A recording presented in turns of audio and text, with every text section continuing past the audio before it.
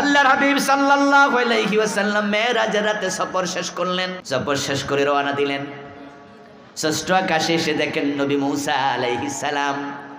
দেখে রাসূলকে প্রশ্ন করলো, বিকা উমের তাইয়া মুহাম্মাদু, ও রাসূল মুহাম্মদ চলে যাচ্ছেন বুঝি?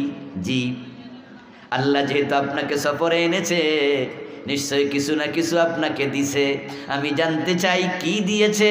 রাসূলুল্লাহ জবাব দেন, ফুরজাত আলাইয়া 50 ফি কুল্লি ইয়াউমিন ওয়া লাইলা, আল্লাহ আমার দিন এবং রাতে মিলাইয়া 50 ওয়াক্ত নামাজ দিছে। কত ওয়াক্ত? মুসা আলাইহিস সালামের উপর আল্লাহ রহম করুন। আলাইহিস সালাম, আলাইহিস সালাম, আলাইহিস সালাম। আমরার বড় উপকার করছে রে ভাই। সাথে সাথে আমার নবীরে কয়, ও নবী 50 ওয়াক্ত নিয়ে বাড়ি যায়েন না, উম্মত এত ওয়াক্ত পারবে না। আল্লাহর কাছে বলেন আল্লাহ যেন কিছু কমায়া দেয়। আমার রাসূলকে আল্লাহ কমায়া দাও। আল্লাহ কয় 10 কমাইলাম। পরে আবার কয় 40 পারবো না, আবার যান। রাসূল চাইছে, আল্লাহ কয় আরো 10। মুসা নবী কয় 30। কয় জি। কয় বাড়ি যাইয়েন না, এগুলা লইয়া উম্মত পারবে না, আবার কমান। আল্লাহর কাছে কয়, আল্লাহ কয় আরো 10। এইভাবে 4 বারে 40। মুসা নবী কয় আবার যান। আল্লাহ কয় আরো 5। থাকলো কত?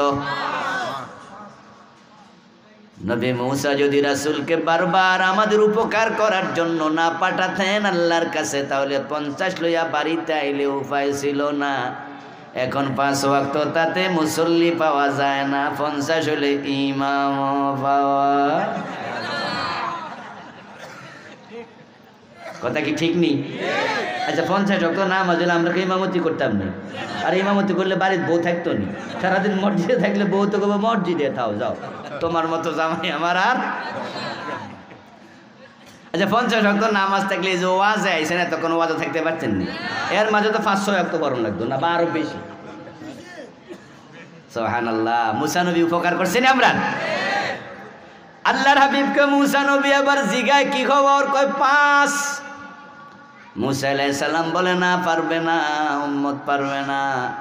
আমি উম্মত চালাইয়া জানি উম্মত কি জিনিস, এরা 5ও পড়ব না, আপনি আবার যান, আরো কমান। রাসূলুল্লাহ বলে, সাআলতু রাব্বি হাত্তা ইস্তাহিয়াইতু ওয়া উসাল্লিমু আরদা। আপনি বলছেন আমার রবের কাছে আমি প্রার্থনা করছি, কমাইতে কমাইতে 5-এ আইছে, আমার শরম লাগে, আমারে আর ধাক্কায়েন না, আমি আর যামু না। বরং আল্লাহরে আমি কইছি উসাল্লিমু আরদা, আল্লাহ আমি খুশি মনে মাইনা নিছি। 5 ওয়াক্ত নামাজ রাসূলকে আমি খুশি মনে মেনে নিয়েছি। এবার উম্মত জবাব দিতে হবে, খুশি মনে আমাদেরও মানা দরকার আছে না নাই? 5 ওয়াক্ত নামাজ মানা দরকার আছে নি? জীবনে নামাজ ছাড়বেন না, রাজি আছেন? মেরাজে সবচেয়ে বড় হাদিয়া নামাজ, নামাজ, নামাজ, নামাজ, নামাজ, নামাজ। রাসূলুল্লাহ সাল্লাল্লাহু আলাইহি সাল্লাম যখন এই কথাটা বললেন, আমি মেনে নিয়েছি। সরাসরি আরশে আজিম থেকে আল্লাহ আমার রাসূলকে ডাক দিয়ে বলে, ইয়া মুহাম্মাদু লা ইউবাদদালুল কাউলু লাদাইয়া ইন্নাহুন্না 5 সালাওয়াতিন ফি কুল্লি ইয়াউমিন ওয়া লাইলা লিকুল্লি সালাতিন 10 ফাযালিকা 50। ও নবী মুহাম্মদ সাল্লাল্লাহু আলাইহি ওয়াসাল্লাম, আমার সিদ্ধান্তে হেরফের হয় না।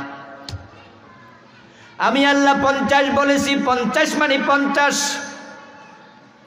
আমি 50 রেখে দিলাম, তবে 45 ওয়াক্ত কমালাম। আপনার উম্মত 1 ওয়াক্ত নামাজ পড়লে 10 ওয়াক্তের সওয়াব দিয়ে দেব, 5 ওয়াক্ত পড়লে 50-এর সওয়াব পেয়ে যাবে।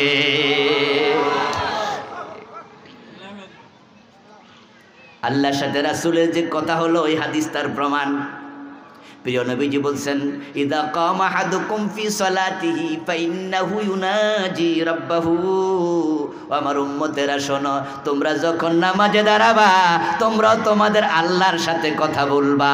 ইদা ক্বালা আলহামদুলিল্লাহি রাব্বিল আলামিন ক্বালা তাআলা হামদানি আবদি। ইদা ক্বালা আর রহমানির রহিম ক্বালা তাআলা আসনা আলাইয়া আবদি।